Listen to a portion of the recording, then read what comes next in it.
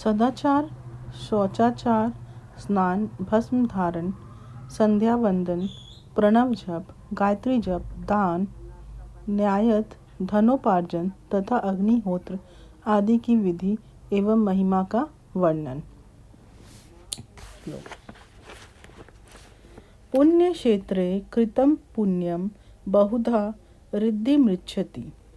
पुण्य क्षेत्रे कृतं पापम महदन्वपि जायते। तत्कालं जीवनार्थं चेत पुण्येन शमयिष्यति।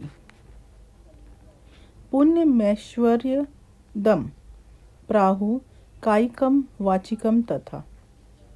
मांसं च तथा पापं तादृश्यं नाशयेत् द्विजा। मांसं वज्रलेपं तु कल्पकल्पानुं तथा। ऋषियों ने कहा, सूत जी, अब आप शीघ्र ही हमें वह सदाचार सुनाइए जिससे विद्वान पुरुष पुण्य लोकों पर विजय पाता है।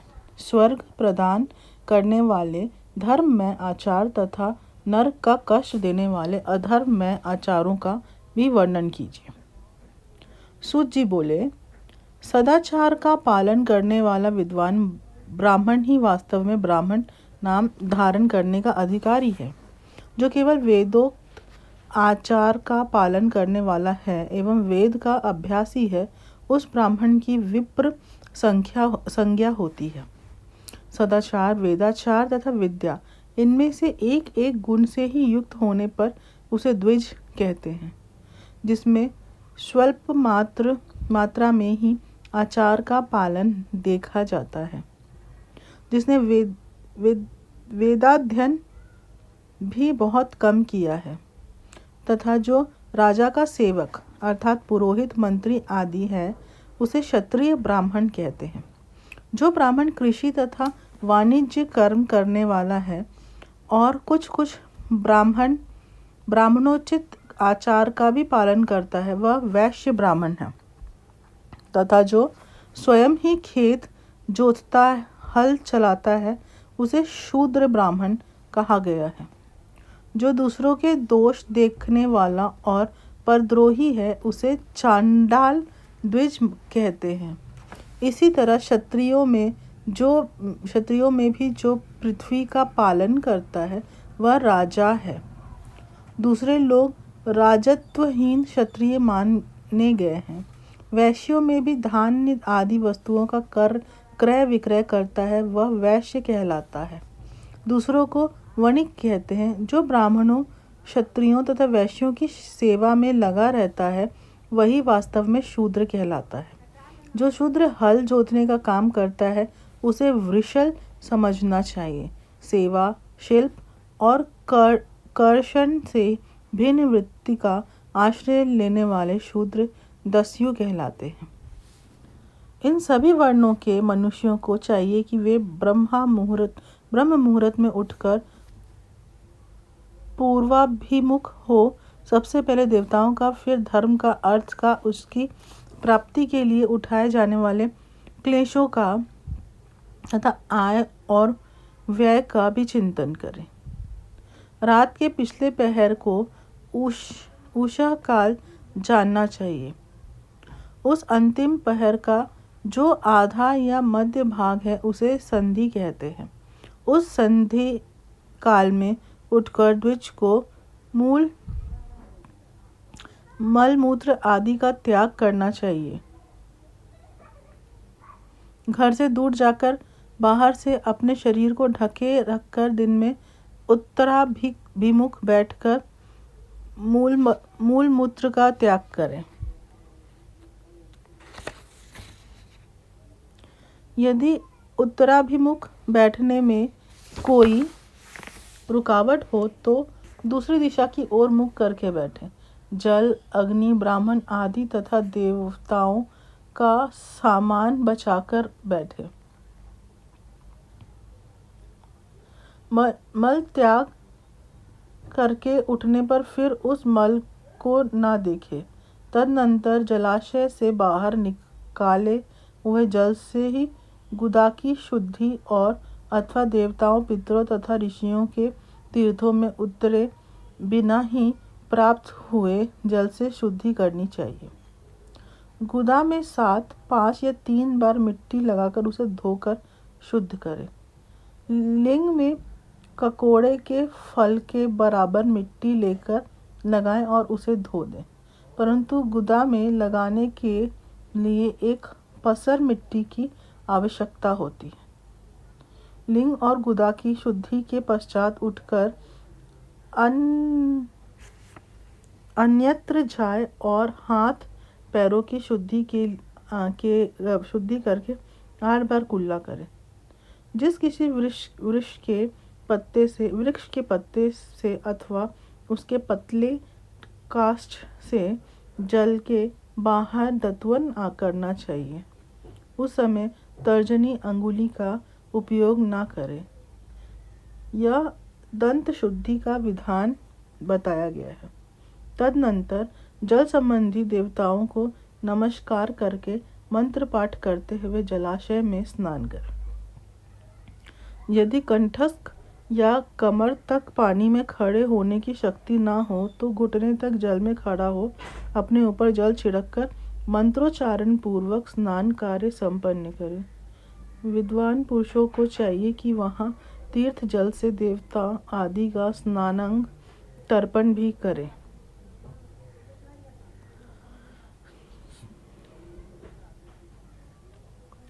इसके बाद धौत वस्त्र लेकर 5 कच्च करके उसे धारण करें। साथ ही कोई उत्तरीय भी धारण कर ले, क्योंकि संध्या वंदन आदि सभी कर्मों में उसकी आवश्यकता होती है।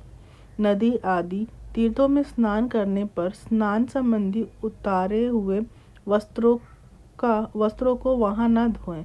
स्नान के पश्चात विद्वान पुरुष भीगे हुए उस वस्त्रों को बावड़ी में, कुएं के पास अथवा घर में आदि में ले जाएं और वहां पत्थर पर, लकड़ी आदि पर जल में या स्थल में अच्छी तरह धोकर उस वस्त्र को निचोड़ें।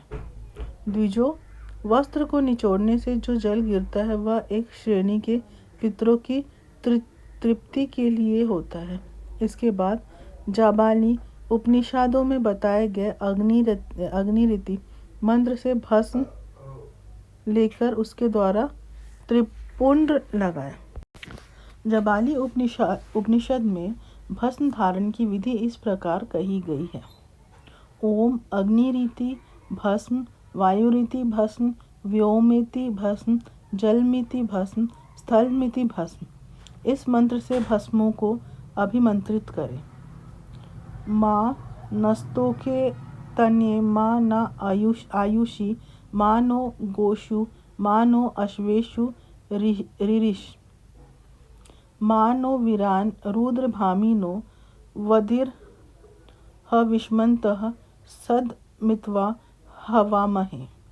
इस मंत्र से उठाकर जल से मले। तत्पश्चात त्रयायुषम जमदग्नेः कश्यपस्य त्रयायुषम यद देवेषु त्रयायुषम तन्नो अस्तु त्रयायुषम इत्यादि मंत्र से मस्तक, ललाट, वक्ष स्थल और कंधों पर त्रिपुंड करें।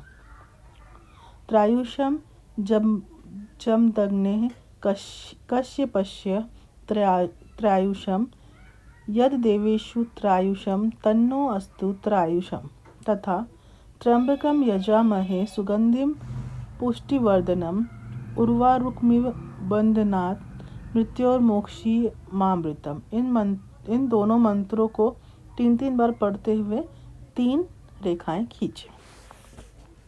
इस विधि का पालन ना किया जाए, इसके पूर्व ही यदि जल में भस्म गिर जाए तो गिराने वाला नरक में जाता है। आपोहिष्ठा इत्यादि मंत्र से आप शांति के लिए सिर पर जल छिड़के तथा यश शयाय इस मंत्र को पढ़कर पैर पर जल छिड़के। इसे संधि प्रोक्षण कहते हैं।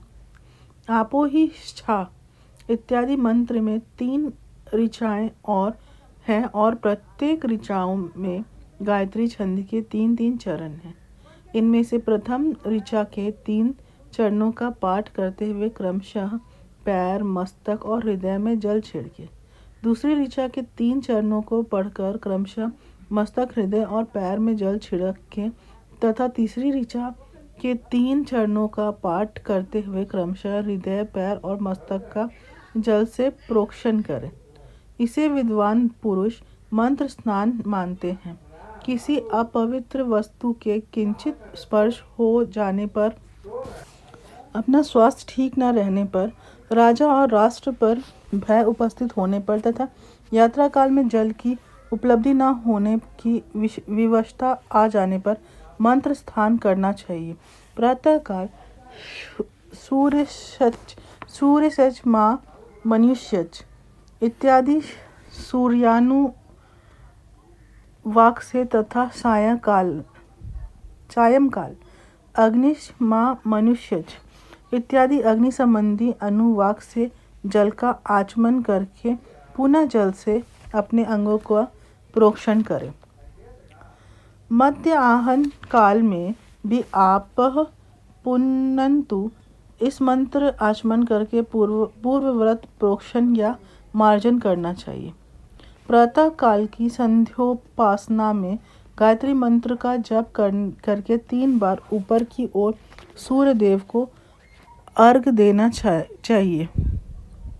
ब्राह्मणों मध्यम काल में गायत्री मंत्र के उच्चारण पूर्वक सूर्य को एक ही अर्घ देना चाहिए। फिर सायंकाल आने पर पश्चिम की ओर मुख करके बैठ जाए और पृथ्वी पर ही सूर्य के लिए अर्घ दे, ऊपर की ओर नहीं। प्रातःकाल और मध्यम काल समय अंजलि में अर्घ्य जल लेकर अंगुलियों की ओर से सूर्यदेव के लिए अर्घ दें। फिर अंगुलियों के छिद्र से ढलते हुए सूर्य को देखें तथा उनके लिए स्वतः प्रदक्षिणा करके शुद्ध आचमन करें। सायंकाल में सूर्यास्त से 2 घड़ी पहले की हुई संध्या निष्फल होती है, क्योंकि वह सायं संध्या का समय नहीं है। ठीक समय पर संध्या करनी चाहिए, ऐसी शास्त्र की आज्ञा है। यदि संध्योपासना किए बिना दिन बीत जाए तो प्रत्येक समय के लिए क्रमशः प्रायश्चित करना चाहिए। यदि एक दिन बीते तो प्रत्येक बीते हुए संध्या काल के लिए नित्य नियम के अतिरिक्त 100 गायत्री मंत्र का अधिक जप करें। यदि नित्य क्रम के लुप्त हुए 10 दिन से अधिक बीत जाए तो उसके प्रायश्चित रूप में 1 लाख गायत्री मंत्र का जप करना चाहिए। यदि 1 मास तक नित्य कर्म छूट जाए तो पुनः अपना उपनयन संस्कार कराएं। अर्थ सिद्धि के लिए ईश, गौरी, कार्तिकेय, विष्णु, ब्रह्मा, चंद्रमा और यम का तथा ऐसे ही अन्य देवताओं का भी शुद्ध जल से तर्पण करें। फिर तर्पण कर्मों से ब्रह्मार्पण करके शुद्ध आचमन करें।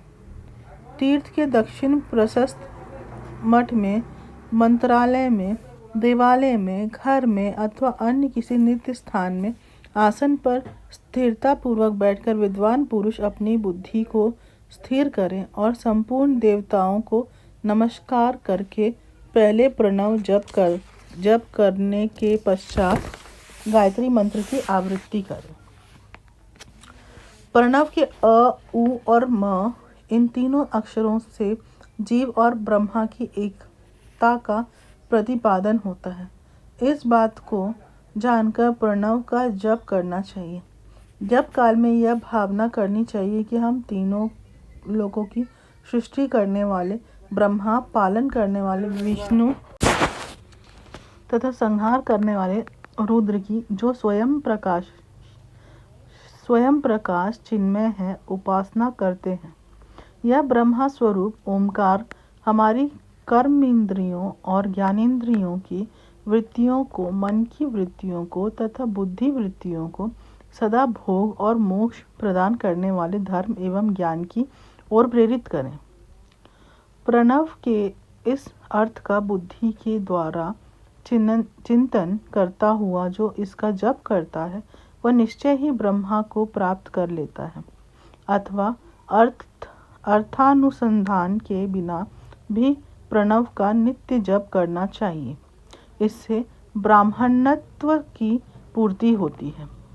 ब्राह्मणत्व की पूर्ति के लिए श्रेष्ठ ब्राह्मण को प्रतिदिन प्रातःकाल 1 सहस्त्र गायत्री मंत्र का जप करना चाहिए। मध्याह्न काल में 100 बार और सायंकाल में 28 बार जप की विधि करें। अन्य वर्ण के लोगों को अर्थात क्षत्रिय और वैश्यों को तीनों संध्याओं के समय यथासाध्य गायत्री जप करना चाहिए। शरीर के भीतर मूलाधार, स्वाधिष्ठान, मणिपुर, अनाहत, आज्ञा और सहस्त्र ये 6 चक्र हैं। इनमें मूलाधार से लेकर सहस्त्रार्क 6 स्थानों में क्रमशः विद्वेश्वर, ब्रह्मा, विष्णु, ईश, जीवात्मा और परमेश्वर स्थित है। इन सब में ब्रह्मा बुद्धि करके इनकी एकता निश्चय करें और वह ब्रह्मा मैं हूँ ऐसे भावना पूर्वक प्रत्येक श्वास के साथ सोहम का जाप करें।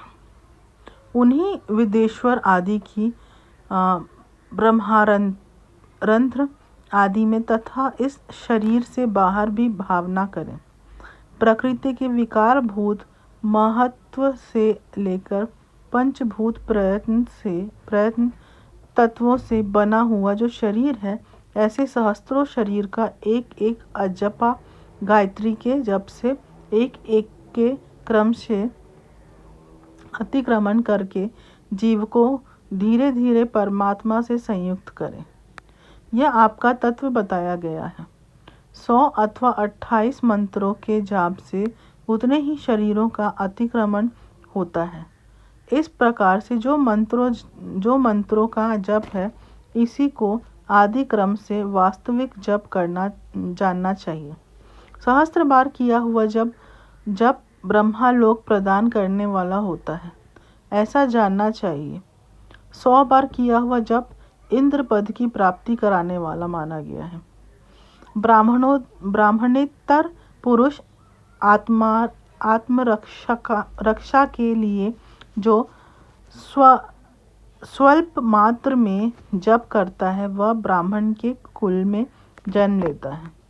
प्रतिदिन सूर्योपस्थान करके उपर्युक्त रूप से जप का अनुष्ठान करना चाहिए। 12 लाख गायत्री का जप करने वाला पुरुष पूर्ण रूप से ब्राह्मण कहा गया है। जिस ब्राह्मण ने 1 लाख गायत्री का भी जप किया हो, उसे वैदिक कार्य में ना लगाएं। 70 वर्ष की अवस्था तक नियम पालन पूर्वक कार्य करें। इसके बाद गृह त्याग कर संन्यास ले दे। परिवारजक या सन्यासी पुरुष नित्य प्रातःकाल 12,000 प्रणव का जप करे। यदि एक दिन इस नियम का उल्लंघन हो जाए तो दूसरे दिन उसके बदले में उतना मंत्र और अधिक जपना चाहिए और सदा इस प्रकार जप को चलाने का प्रयत्न करना चाहिए। यदि क्रमशः 1 मास आदि का उल्लंघन हो गया तो 1.5 लाख जप करके उसका प्रायश्चित करना चाहिए। इससे अधिक समय तक नियम का उल्लंघन हो जाए तो पुनः नए सिरे से गुरु से नियम ग्रहण करें। ऐसा करने से दोषों की शांति होती है, अन्यथा वह रौरव नरक में जाता है। जो सकाम भावना से युक्त गृहस्थ ब्राह्मण है, उसी को धर्म तथा अर्थ के लिए यत्न करना चाहिए। मुमुक्षु ब्राह्मण को तो सदा ज्ञान का ही अभ्यास करना चाहिए। धर्म से अर्थ की प्राप्ति होती है, अर्थ से भोग सुलभ होता है, फिर उस भोग से वैरागी का संभावन होता है। धर्मपूर्वक उपार्जित धन से जो भोग प्राप्त होता है, उससे एक दिन अवश्य वैरागी का उदय होता है। धर्म के विपरीत अधर्म से उपार्जित हुए धन के द्वारा जो भोग प्राप्त होता है, उससे भोगों के प्रति आसक्ति उत्पन्न होती है। मनुष्य धर्म से धन पाता है, तपस्या से उसे दिव्य रूप की प्राप्ति होती है। कामनाओं का त्याग करने वाले पुरुष के अंतःकरण की शुद्धि होती है। उस शुद्धि से ज्ञान का उदय होता है, इसमें संशय नहीं है। सतयुग आदि में तप को ही प्रशस्त कहा गया है, किंतु कलयुग में द्रव्य साध्य धर्म अच्छा माना गया है। सतयुग में ध्यान से, त्रेता में तपस्या से और द्वापर में यज्ञ करने से ज्ञान की सिद्धि होती है, परंतु कलयुग में प्रतिमा की पूजा से ज्ञान लाभ होता है। अधर्म हिंसा अर्थात दुख रूप है और सुख रूप धर्म सुख रूप है। अधर्म से मनुष्य दुख पाता है और धर्म से वह सुख एवं अभ्युदय का भागी होता है। दुराचार से दुख प्राप्त होता है और सदाचार से सुख। अतः भोग और मोक्ष की सिद्धि के लिए धर्म का उपार्जन करना चाहिए। जिसके घर में कम से कम 4 मनुष्य हैं, ऐसे कुटुंबी ब्राह्मणों को जो 100 वर्ष के लिए जीविका देता है, उसके लिए वह दान ब्रह्मलोक की प्राप्ति कराने वाला होता है। एक सहस्त्र चांद्रायन व्रत का अनुष्ठान ब्रह्मलोक के लोकदायक माना गया है। जो क्षत्रिय एवं सहस्त्र कुटुंब को जीविका और आवास देता है, उसका यह कर्म इंद्रलोक की प्राप्ति कराने वाला होता है। 10,000 कुटुंबों को दिया हुआ आश्रय दान ब्रह्मलोक प्रदान कराता है। दाता पुरुष जिस देवता को सामने रखकर दान करता है, अर्थात वह दान के द्वारा जिस देवता को प्रसन्न करना चाहता है, उसी का लोक उसे प्राप्त होता है। यह बात वेदवेत्ता पुरुष अच्छी तरह जानते हैं। धनहीन पुरुष सदा तपस्या का उपार्जन करें, क्योंकि तपस्या और तीर्थ सेवन से अक्षय सुख पाकर मनुष्य उसका उपभोग करता है। अब मैं न्यायतः धन के उपार्जन की विधि बता रहा हूँ। ब्राह्मणों को चाहिए कि वह सदा सावधान रहकर विशुद्धि प्रतिग्रह तथा याजन, विशुद्धि प्रतिग्रह अर्थात दान ग्रहण तथा याजन अर्थात यज्ञ कराने आदि से धन का अर्जन करे। वह इसके लिए कहीं दीनता न दिखाए और न अत्यंत क्लेशदायक कर्म ही करे। क्षत्रिय बाहुबल से धन का उपार्जन करे और वैश्य कृषि एवं गोरक्षाक्ष से न्यायोपार्जित धन का दान करने से दातकों ज्ञान की सिद्धि प्राप्त होती है। ज्ञान सिद्धि द्वारा सब पुरुषों को गुरु कृपा मोक्ष सिद्धि सुलभ होती है। मोक्ष से स्वरूप की सिद्धि अर्थात ब्रह्म रूप से स्थिति प्राप्त होती है, जिससे मुक्त पुरुष परमानंद का अनुभव करता है। गृहस्थ पुरुषों को चाहिए कि वह धन धान्यादि सब वस्तुओं का दान करे। वह तृषानिवृत्ति के लिए जल तथा क्षुधारु रूपी रोग की शांति के लिए सदा अन्न का दान करे। खेत धान्य कच्चा अन्न तथा भक्ष्य भोज्य लेहा और चोष्या ये 4 प्रकार के सिद्ध अन्न दान करने चाहिए, जिसके अन्न को खाकर मनुष्य जब तक कथा श्रवण आदि सधर्म का पालन करता है, उतने समय तक उसके किए हुए पुण्य फल का आधा भाग दाता को मिल जाता है। इसमें संशय नहीं है। दान लेने वाला पुरुष दान में प्राप्त हुई वस्तु का दान तथा तपस्या करके अपनी प्रतिग्रह जनित पाप की शुद्धि कर ले, अन्यथा उसे रौरव नरक में गिरना पड़ता है। अपने धन के 3 भाग करें, एक भाग धर्म के लिए, दूसरा भाग वृद्धि के लिए तथा तीसरा भाग अपने उपभोग के लिए। नित्य, नैमित्त और काम्य, यह तीनों प्रकार के कर्म धर्मार्थ रखे हुए धन से करें।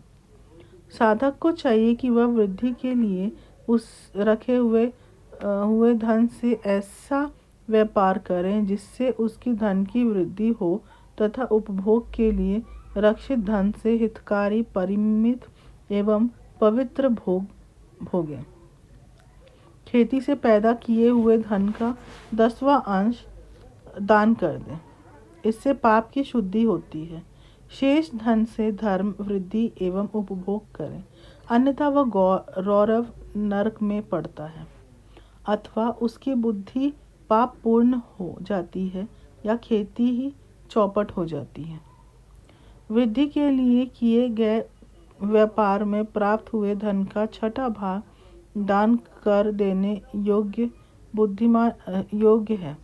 बुद्धिमान पुरुष अवश्य उसका दान कर दे। विद्वान को चाहिए कि वह दूसरों के दोषों का बखान ना करे। ब्राह्मणों, दोषवश दूसरों के सुने या देखे हुए छिद्रों को भी प्रकट ना करें। विद्वान पुरुष ऐसी बात ना कहें जो समस्त प्राणियों के हृदय में रोष पैदा करने वाली है। ऐश्वर्य की सिद्धि के लिए दोनों संध्याओं के समय अग्निहोत्र कर्म अवश्य करें। जो दोनों समय अग्निहोत्र करने में असमर्थ हो, वह एक ही समय सूर्य और अग्नि को विधि पूर्वक दी हुई आहुति से संतुष्ट करें। चावल, धान्य, घी, फल, कंद तथा हविष्य इनके द्वारा विधि पूर्वक थाली पाक बनाए तथा यथोचित रीति से सूर्य और अग्नि को अर्पित करें। यदि हविष्य का अभाव हो तो प्रधान होम मात्र करें। सदा सुरक्षित रहने वाली अग्नि को विद्वान पुरुष अजस्त्री की संज्ञा देते हैं, अथवा संध्या काल में जप मात्र या सूर्य की वंदना मात्र करने। आत्मज्ञान की इच्छा वाले तथा धनार्थी पुरुषों को भी इस प्रकार विधिवत उपासना करनी चाहिए। जो सदा ब्रह्मा यज्ञ में तत्पर होते हैं, देवताओं की पूजा में लगे रहते हैं, नित्य अग्नि पूजा एवं गुरु पूजा में अनुरक्त होते हैं तथा ब्राह्मणों को तृप्त किया करते हैं, वे सब लोग स्वर्गलोक के भागी होते हैं।